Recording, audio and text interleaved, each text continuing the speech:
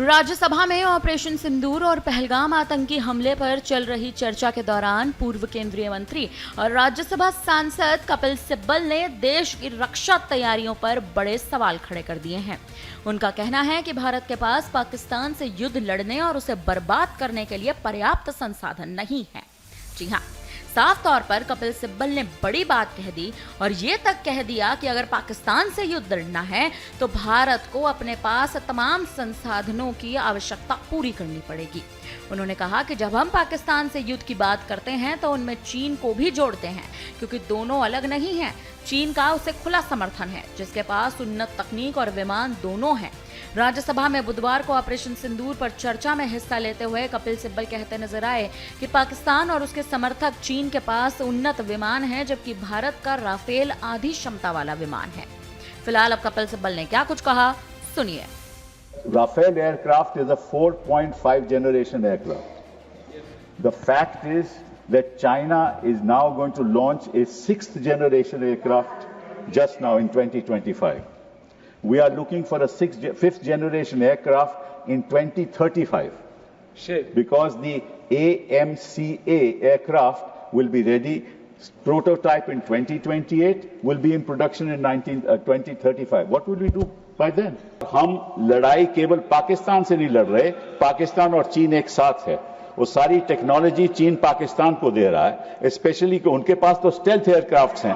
हमारा ये जो राफेल है, it is a half stealth aircraft. It has got avionics but is only got half stealth characteristics.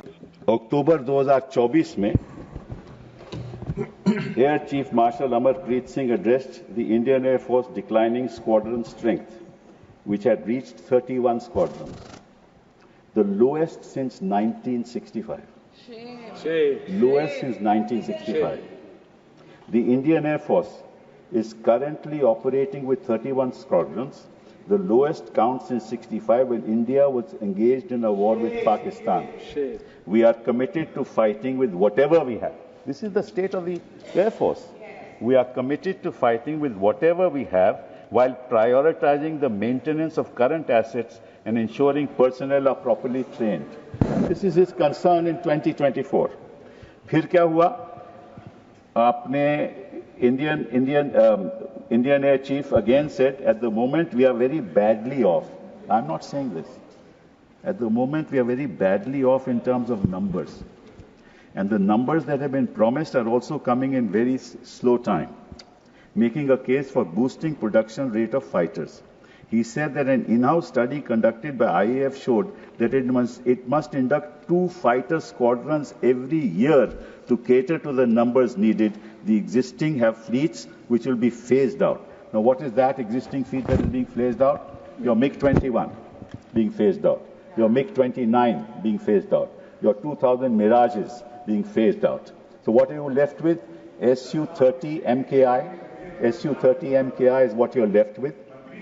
And the Rafale aircraft is a 4.5 generation aircraft.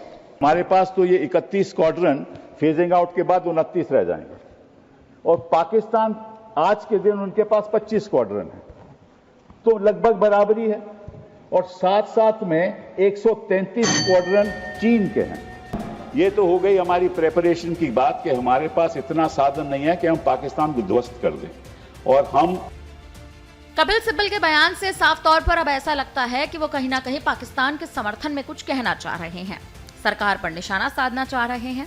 फिलहाल कपिल सिब्बल के इस बयान पर आपको क्या लगता है? आप हमें अपनी राय कमेंट करके जरूर दें।